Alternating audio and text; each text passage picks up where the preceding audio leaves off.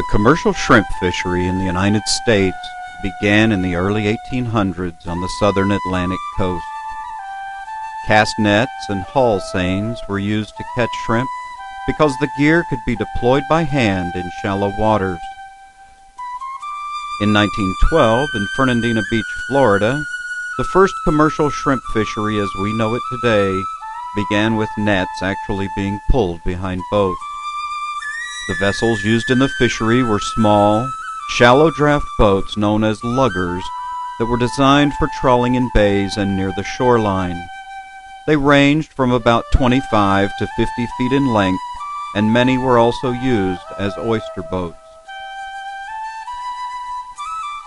Methods of preservation were generally unavailable in many areas, so most of the catch was sold fresh to local markets.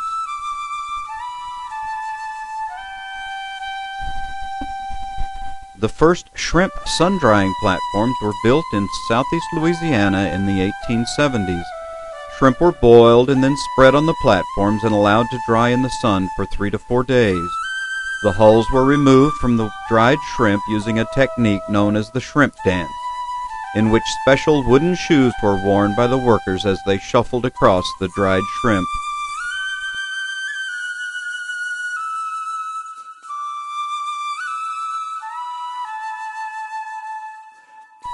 In 1917, engine power replaced sail power, and the shrimp trawl became the standard commercial gear for catching shrimp.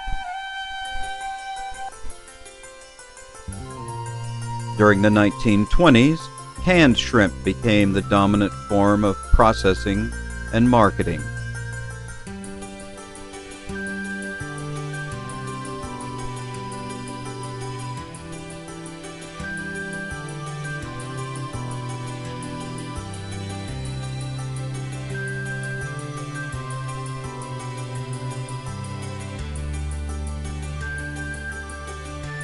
With improvements in refrigeration, frozen shrimp were introduced as a commercial product in the 1930s.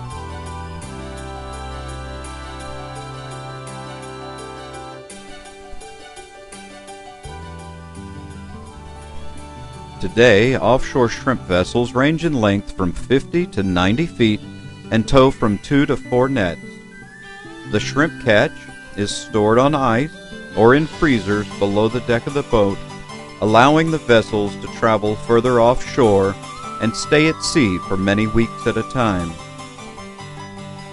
While dried and canned shrimp are still produced, the majority of the catch today is sold as frozen, raw shrimp with the head removed.